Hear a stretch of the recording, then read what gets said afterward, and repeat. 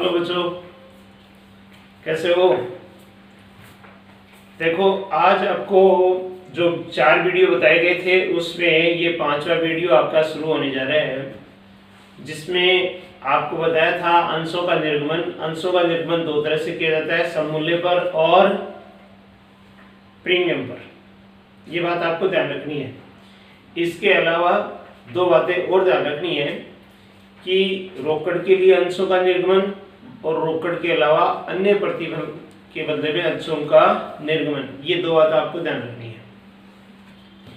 अब मैं आपको जो रोकड़ के अलावा अन्य अंशों के लिए प्रतिफल के रूप में अंशों का निर्गमन, ये बात आपको समझा दी थी। आज आपको रोकड़ के लिए अंशों का निर्गमन ये टॉपिक समझाएंगे। तो इसके लिए आपको देखना है, ये एग्जाम्पल दिया जा रहा है। इस एग्जाम्पल जो आपकी बुक का सेकंड एग्जाम्पल है, इसमें बताया गया है 1 अप्रैल 2016 को गामा लिमिटेड ने 2000 समता अंश, कौन से अंश? समता अंश। इस बात पर ध्यान रखना, अंश कौन से हैं? समता अंश। 100 रुपए वाले जनता को सममूल्य पर जाएगी। किस मूल्य पर जाएगी? सममूल्य पर। मतलब 100 का शेयर है, 100 में ही जारी कर रहे हैं। 100 का शेयर है, 100 में ही देख रही है कंपनी। इसका मतलब होता है सममूल्य पर जारी कर। संपूर्ण राशि, पूरा पैसा आवेदन पर ही देगी, यानी पूरा पैसा कंपनी एक साथ ही ले रही है। सभी अंशों पर आवेदन प्राप्त हो गया। कंपनी की पुस्तकों में आवश्यक प्रविष्टियां दीजिए। अब प्रविष्टियां किसकी पुस्तकों में करनी है? कंपनी की पुस्तकों में। जर्नल किसका बनेगा? कंपनी का बनेगा। तो कंपनी कौन है? Gamma limited. तो जर्नल ऑफ गामा लिमिटेड। अब कंपनी सबसे पहले प्रविष्टि करेगी, पैसा आएगा कंपनी के पास। तो बैंक अकाउंट डीआर, किसका पैसा है? To share application and allotment. कौन सा? समतांश है, इसलिए अपन यहां पर इक्विटी शेयर लिखेंगे। To equity share application and allotment. अब आप देखिए यहां अमाउंट कितनी आएगी? अंश कितने हैं? 2000। एक अंश का मूल्य कितना है? 100 रुपए। तो आपको 2000 को 100 से गुणा करना है, यानी एक अंश 100 रुपए का, तो 2000 अंश कितने के हो गए? 2 लाख रुपए के हो गए। ये 2 लाख रुपए आपको, आपके पास यानी कंपनी के पास 2 लाख रुपए आएंगे। तो कंपनी करेगी bank account DR 2 lakh. To share application and allotment 2 lakh. अब इस पैसे को कंपनी अपने अंश पूंजी खाते में ट्रांसफर करेगी। कौन से खाते में ट्रांसफर करेगी? अंश पूंजी खाते में। इस पैसे को, ये एप्लीकेशन और अलॉटमेंट का पैसा आया है, इसको अंश पूंजी खाते में ट्रांसफर कर देंगे। एप्लीकेशन एंड अलॉटमेंट एक साथ नाम आएगा जब पूरा पैसा एक ही साथ लेता है, तब अपन ये प्रविष्टि करेंगे। तो ये बात समझ में आ गई। ये 2 लाख के 2 लाख ऐसे कैसे आ जाएंगे? ये वाले, ये equity share application and allotment 2 lakh, ये ऐसा कैसा यहां डेबिट हो जाएगा equity share. To equity share capital account 2 lakh का 2 लाख। बस इसका यही आंसर होगा। अब इस क्वेश्चन को अपन थोड़ा सभी तरह से समझेंगे। देखिए, संपूर्ण पैसा एक साथ नहीं आता। पूरा पैसा, ये पैसा, ये एक साथ नहीं आता। तो क्या होता? कंपनी ये पैसा टुकड़ों में लेती है। सपोज करो 2 टुकड़ों में लेती है। ये 100 रुपए जो है वो 2 टुकड़ों में लेती। पहला है एप्लीकेशन और दूसरा है अलॉटमेंट।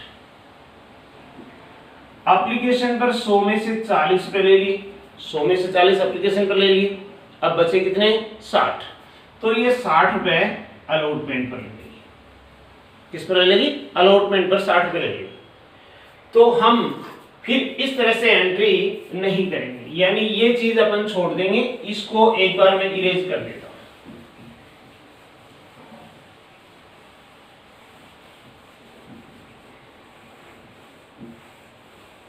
अब ये देखिए, ये इरेज हो गया, ये एंट्रियां बन जाएगी। Bank account DR to share application, इसके साथ अलॉटमेंट नहीं आया ना, शेयर एप्लीकेशन कितना 2 लाख रुपए। ये 2 लाख कैसे आए, जो शुरू में बताया था वैसे ही आए, इस तरह से आ गया क्या 2 लाख? नहीं, गलत है। कैसे 2 लाख नहीं आएगा यहाँ पर, क्योंकि 40 रुपए ही आए। अब ये देखो, आवेदन पर कितना पैसा आएगा, 2000 अंश है, एक अंश का 40 रुपए के हिसाब से कितना पैसा बनता है, 80,000 रुपए बनता है। ये 80,000 रुपए आएगा, समझ गए ना? कितना आएगा, 80,000, 80,000।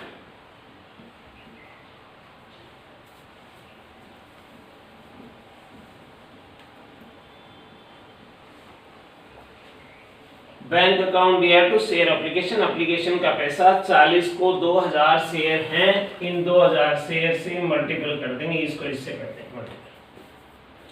अब ये पैसा share application to share capital में ट्रांसफर हो जाएगा, 80,000 रुपए अंश पूंजी खाते में ट्रांसफर कर देंगे।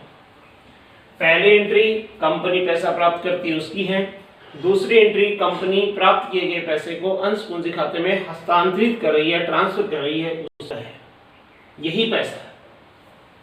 अब इसके बाद में कंपनी आगे की कॉल मांगेगी, कितनी है, 60 रुपए।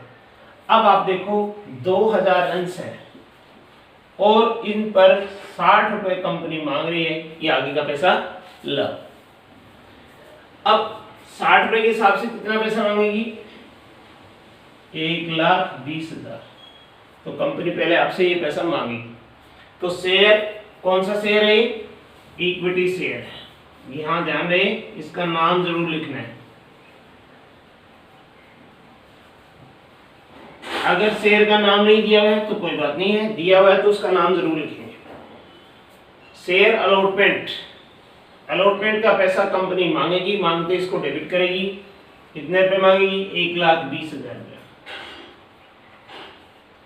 कैसे आए, 2000 अंशों पर 60 रुपए के हिसाब से 1,20,000 बनता है, ऐसे आए। टू शेयर कैपिटल, इसमें भी 1,20,000 रुपए लिख देंगे। अब कंपनी ये पैसा पूरा का पूरा 1,20,000 प्राप्त कर लेगी। ऐसे ये प्रविष्टियां होंगी, समझे? अब इसको थोड़ा और आगे बढ़ाते हैं।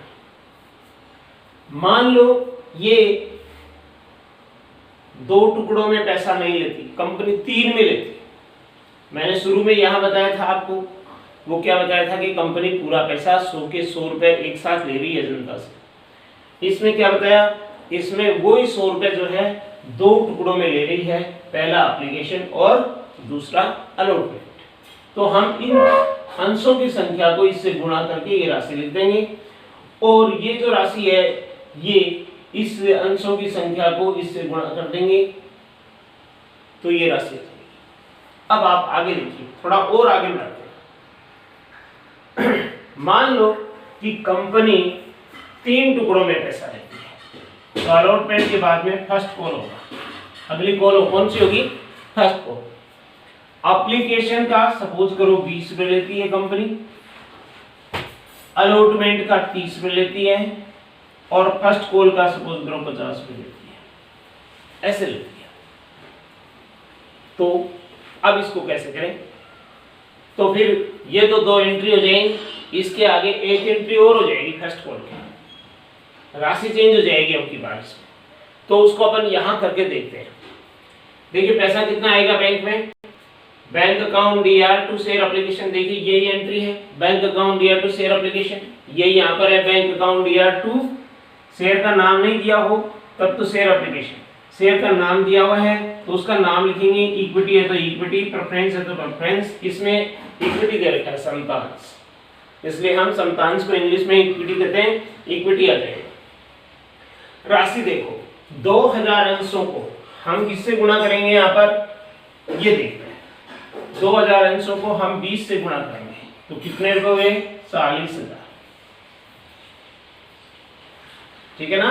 तो ये 40,000 रुपए 2 लाख में से 40,000 रुपये कंपनी ने एप्लीकेशन के लिए हैं, आवेदन के लिए हैं। तो उसके बाद अगली कॉल इस पैसे को किसमें ट्रांसफर करेगी? इस पैसे को कंपनी ट्रांसफर करेगी कैपिटल अकाउंट। तो ये कि 40 के 40,000 रुपये कंपनी शेयर कैपिटल में ट्रांसफर कर देगी। इसके बाद अगली कॉल मांगी। अगली कॉल कौन सी है? एप्लीकेशन के बाद में अलॉटमेंट। अलॉटमेंट कितने रुपए हैं? 30 रुपये। तो यहाँ 30 रुपये अलॉटमेंट की मांगेगी कंपनी। 30 को 2000 से गुणा करेंगे तो ये 60,000। यहाँ कंपनी 60,000 रुपये मांगेगी। ये आगे 60,000 रुपये और बनते हैं आपके, वो और पेमेंट। फिर जनता क्या करेगी? इस 60,000 को चुकाएगी। तो 60,000 रुपये यहां लिख देंगे।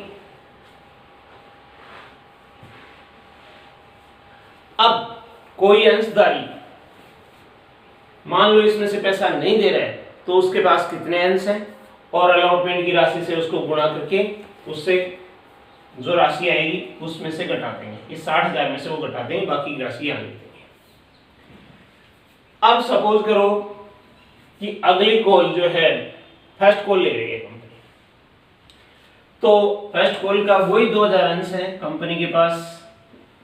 2050 रुपए के हिसाब से 1 लाख रुपए देना। तो कंपनी कहेगी आगे के फर्स्ट कॉल के 1 लाख रुपए लाओ, जनता को कहेगी। तो 1 लाख रुपए कंपनी मांगेगी पब्लिक से कि आगे का 1 लाख रुपए और जमा कराओ। अब पब्लिक को एक टाइम देगी कि इतने टाइम बाद में जमा कराओ। वो टाइम पूरा होते ही पब्लिक जमा करा देगी अपनी सुविधा अनुसार। तो कंपनी के पास पैसा आ जाएगा। Bank account D R, bank account D R कितना? 1 लाख। ये मानो कि सारे के सारे अंशधारी पैसा दे रहे हैं, इसके ये ऐसा मान करके हम कर रहे हैं। Bank account DR to share first call, और उसके बाद में फर्स्ट कॉल का पैसा पूरा प्राप्त हो गया। मान लो कोई अंशधारी है जिसके पास 200 अंश है, वो फर्स्ट कॉल का पैसा नहीं दे रहे, तो आप जिस अंशधारी के पास 200 अंश है वो पैसा नहीं दे रहा है, उसको इससे गुणा कर दो। 200 को 30 से गुणा करोगे कितना आएगा? 6,000 कम कर देंगे। 1 लाख में से 6 कम आएंगे तो कितने आएंगे? 94,000। तो 94,000 लिख देंगे। ठीक है। आगे की कॉल कंपनी नहीं मांगेगी क्योंकि पूरा पैसा आ गया। मान लो कि कंपनी के पास पूरा पैसा नहीं आता है। अगर ये 50 पूरे मांगती है तो ये पर्सन यहीं पर पूरा हो जाता है। आगे की एंट्री जो मैंने लिख रखी है ये नहीं होगी, यहां पर ही हो जाएगी। अगर मान लीजिए कंपनी ये 50 नहीं लेती है, कितना लेती है? मान लो 25 रुपए लेती है, तो 25 रुपए बच गए, वो सेकंड कॉल पर लेती है, तो फिर ये एक एंट्री और हो जाएगी। तो 25 को अपन क्या करेंगे? यहां 25 से गुणा करेंगे इसको।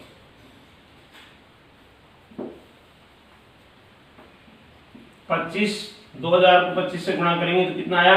50,000। 50,000 कंपनी यहां मांगेगी।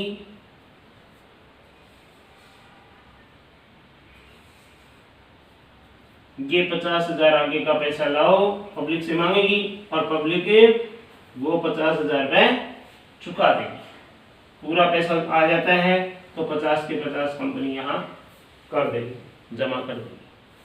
अब आगे के 25 सेकंड कॉल के हैं, तो फिर एंट्री करेगी equity share second call account DR to equity share capital. कितना? वही 2000 अंश हैं और 25 रुपए के हिसाब से 50,000 बनता है। तो 50,000 रुपए सेकंड कॉल की कंपनी जनता से लास्ट कॉल की मांगी और वो पब्लिक जो है जमा कर देगी। तो कंपनी के पास पैसा आते ही कंपनी दूसरी एंट्री में 50,000 रुपए से ये एंट्री कर देगी। ऐसे प्रश्न होते हैं। मान लो कंपनी आगे की एक कॉल और ले सकती है, थर्ड कॉल, ये पैसा जो है थर्ड कॉल तक लेती है, तो एक एंट्री और हो जाएगी। इक्विटी शेयर जो सेकंड लिखा हुआ है वो यहाँ पर थर्ड कर देंगे। इक्विटी शेयर सेकंड कॉल लिखा हुआ है, वहां पर इक्विटी शेयर थर्ड कॉल कर देंगे। टू इक्विटी शेयर कैपिटल ऐसा लिख देंगे। यही एंट्री ध्यान में रखनी है, सेकंड की जगह थर्ड करना है बस। फिर प्राप्त वाले में भी सेकंड की जगह थर्ड करना है, और उसका कितना पैसा बनता है थर्ड का, वो गुणा करके इस तरह से इसमें लिख देना है। समझ गए? बाकी की चीज हम प्रश्नों से समझेंगे। आया समझ में? अब आपको किताब के इससे संबंधित प्रश्न देखने हैं। इसके जैसे क्वेश्चन मैं आपको भेजूंगा वो आपको करने हैं और समझ